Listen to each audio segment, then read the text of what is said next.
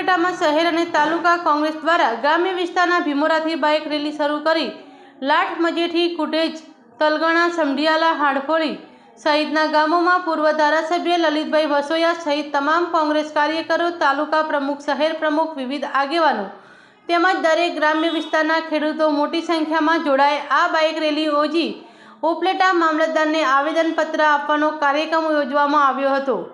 કોંગ્રેસ દ્વારા યોજવામાં આવેલ આ કાર્યક્રમ ખેડૂતોને તથા અન્યાય ઉપલેટા તાલુકાના તમામ રોડ રસ્તાઓ અને ટેકાના ભાવે ખેડૂતો ઉપર થતા અન્યાય મુદ્દે સરકાર સમક્ષ ધારદાર રજૂઆતો કરવા મુદ્દે જનજાગૃતિ બાઇક રેલીનું આયોજન કરવામાં આવ્યું હતું, જેમાં પૂર્વ ધારાસભ્ય લલિતભાઈ વસોયા દ્વારા રાજ્ય સરકારે હાલમાં ખેડૂતોની મગફળી ખરીદીમાં તથા અન્યાય અને ઉપલેટા તાલુકાના ખરાબ રોડ રસ્તાઓના પ્રશ્નોના તાત્કાલિક હલ લાવવા અને ખેડૂતોની 200 મણ સુધી મગફળીની ખરીદી કરવા રજૂઆતો કરાઈ હતી। તેમ છતાં જો તાત્કાલિક આ મુદ્દાઓનો કોઈ નિકાલ નહીં થાય તો આવનારા સમયમાં ઉપલેટા ખાતે અસંખ્ય ખેડૂતોને સાથે રાખી ધરણા કાર્યક્રમો યોજવામાં આવશે। સાથે પૂર્વ ધારાસભ્ય લલિતભાઈ વસોયાએ હાલના ધારાસભ્ય મહેન્દ્ર પાડલિયાને આ તમામ મુદ્દાઓની વિકાસના કામોને લઈ જાહેર ચોકમાં ચર્ચાઓ કરવા ખુલ્લી ચેલેન્જ આપી પડકાર ફેંકાયો હતો।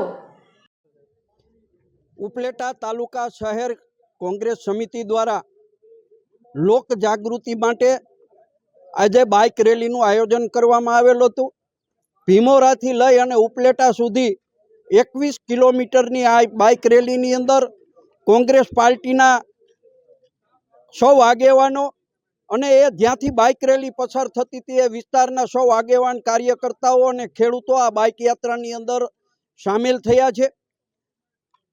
આ બાઇક યાત્રા અને જે લોક જાગૃતિ કરવાની વાત છે એ મુખ્ય 2 મુદ્દાઓ છે કે ઉપલેટા તાલુકાના રોડ રસ્તાઓ અત્યંત બિસ્માલ હાલતની અંદર છે, એ તાત્કાલિક ધોરણે રિપેર કરવામાં આવે અને ટેકાના ભાવે જે ઉપલેટા તાલુકાના 12,000 ખેડૂતોએ ઓનલાઈન રજીસ્ટ્રેશન કરાવ્યું છે, આ ખેડૂતોની 70 મણ મગફળીને બદલે ગયા વર્ષે જે 200 મણ ખરીદી કરવામાં આવી હતી એ 200 મણની ખરીદી કરવામાં આવે, અન્યથા એક ખેડૂતને ઓછામાં ઓછા 58,500 રૂપિયા જેવી નુકસાની જાય છે।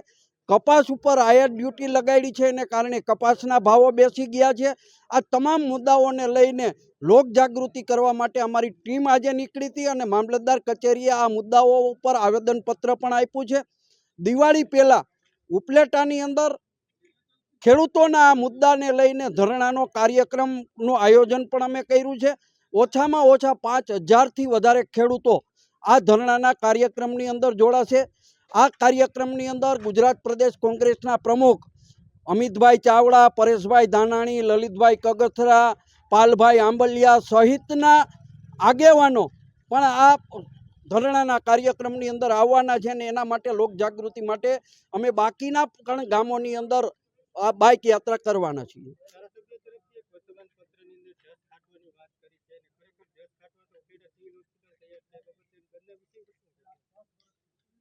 મારી આજે જે ધારાસભ્યએ નિવેદન કર્યું છે, ધારાસભ્યને કોંગ્રેસ પાર્ટીના આગેવાન તરીકે મારી ઓપન ચેલેન્જ છે કે આવો ઉપલેટાના ગાંધી ચોકની અંદર પ્રજાની સમક્ષ આપણે બંને ચર્ચા કરીએ। ઉપલેટા તાલુકાના રોડ રસ્તા બિસ્માર હાલતમાં છે કે નહીં?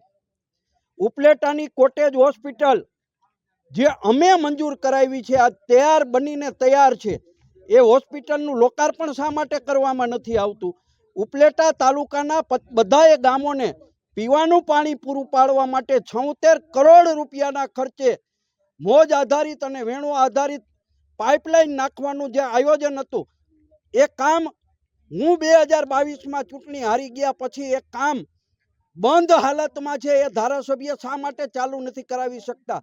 આ મુદ્દા ઉપર મારી ધારાસભ્યશ્રીને ઓપન ચેલેન્જ છે કે આવો ગાંધી ચોકની અંદર તમારામાં તેવડ હોય તો પ્રજાની વચ્ચે આપણે બે ચર્ચા કરીએ। હું લાખાભાઈ ડાંગર, તાલુકા કોંગ્રેસના પ્રમુખ, આજે ભીમોરા મુકામેથી ઉપલેટા મામલતદાર કચેરી સુધીની કોંગ્રેસ પાર્ટી દ્વારા આ જનજાગૃતિ બાઇક રેલીનું આયોજન કરવામાં આવ્યું હતું। લોકોને જાગૃત કરવા માટે ઉપલેટા તાલુકાના તમામ રસ્તા છે એ બિસ્માર હાલતમાં છે, ઘણા પુલો છે, માઇનોર બ્રિજ એમના એજન્સી નક્કી થઈ ગઈ છે, આ રોડની એજન્સી નક્કી થઈ ગઈ છે। ચોમાસા પહેલા પણ આજ સુધી આ રોડનું કામ ચાલુ કરવામાં આવ્યું નથી. અને માનનીય ધારાસભ્ય શ્રી દ્વારા ગઈકાલે રાત્રે લાઈવ ફેસબુક અને એમના દ્વારા નિવેદનો કરવામાં આવ્યા છે કે કોંગ્રેસ ગુમરાહ કરવામાં આવે છે. મારે માનનીય ધારાસભ્યશ્રીને કહેવું છે કે આપ આ વિસ્તારના ધારાસભ્ય છો. આપણે ધારાસભ્ય તરીકે આપણું જે પ્રતિનિધિત્વ છે એ લોકમુખે બહુ ખૂબ સારી રીતે ચર્ચાય છે. લોકો પણ તમને ઓળખી ગયા છે.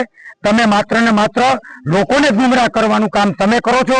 જો ધારાસભ્ય તરીકે આપ આ લોકના પ્રતિનિધિ હોય તો જાહેર ચોકમાં, ગાંધી ચોકમાં આવી તમે ડિબેટ કરો. ચાલો મોરે મોરો થઈ જાય. અને મોરે મોરો કરવા માટે આ કોંગ્રેસ પાર્ટીના આગેવાનો અને કોંગ્રેસના કાર્યકર્તાઓ, આ વિસ્તારના લોકો જનજાગૃતિના રૂપમાં આપણી સાથે મોરો મોરો કરવા માટે ચાલે. Bureau report Arsibhai Ahir Upleta.